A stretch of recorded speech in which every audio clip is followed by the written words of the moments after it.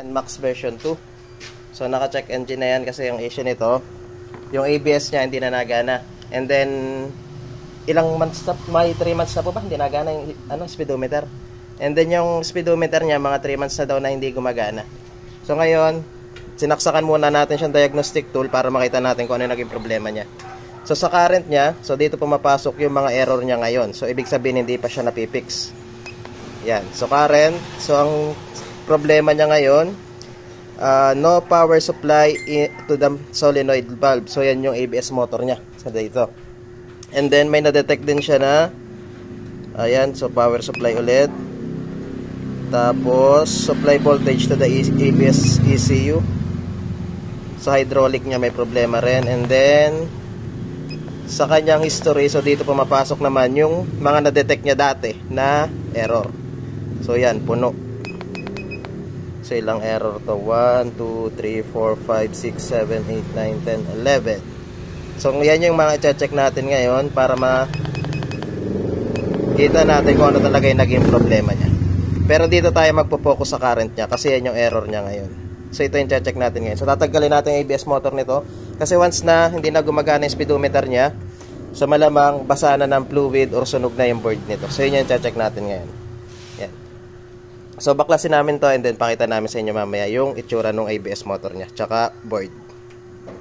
Okay, so update. So natanggalan namin yung ABS motor ni sir. Tapos nabuksan na rin namin sa may part ng board niya. Ayan. So mapapansin nyo, basang-basa siya ng fluid. Ayan. So kuryente kasi ang nadaloy dyan. So once na mabasa yan, so may tendency talaga na masira yung mga electrical component. Ayan. So ngayon, ayan, may corrosion na nga yung isa. Ayan. So yan, check natin mamaya. Okay. So yung nababasa yan kasi galing yan dito. So dito yung nagmumula. So yung dalawang piston na yan, ABS piston na yan, so once na nag-leak yan, papasok yung fluid niya dito sa butas na to. And then yung butas na yan, diretso yan dito. Yan. So kaya once na masira ito or mag-leak yan, sahan nyo na babasain nyo yung board nyo. Yan. So tetest lang namin to and then tingnan namin kung magagawa namin ng paraan itong mga parts niya na nagkaroon ng corrosion. Okay, update sa ginagawa nating ABS module. So nakita natin, yan. So yung part na yan, yan ang sunog. Yan. So tingnan natin dito sa ating para mas malinaw. Yan. Yan. So ngayon, tetesting natin yan, gawa ng paraan kung maayos pa yung parts na yon. And then pag hindi na, so kailangan natin palitan yung pyesa na yan. Yan. Okay, update dito sa ginagawa natin na ABS. So nalinis na natin yung kanyang pinakita ko kanina na may sunog. So ngayon nakita na natin yung pinaka-damage niya. Yan. So mapapansin nyo, so kulang na yan ng pin. So yung parang mga paa na yan. No? So may kulang na siya dyan na 4. Yan.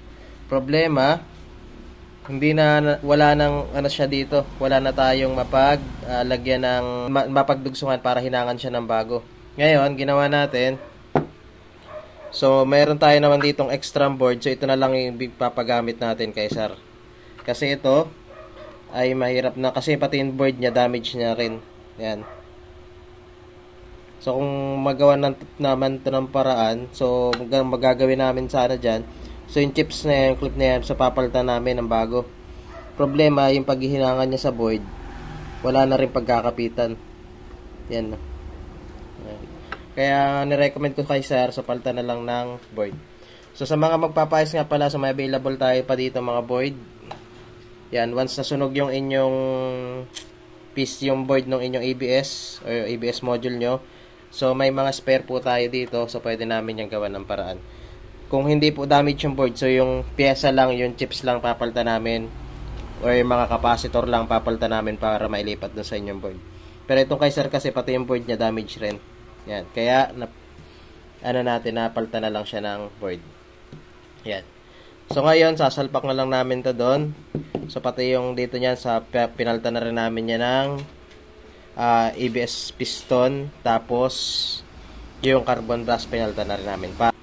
So ngayon bubuhin na lang namin to, and then testing namin dun sa motor ni sir kung maggagana na yung kanyang ABS at speedometer. Yan.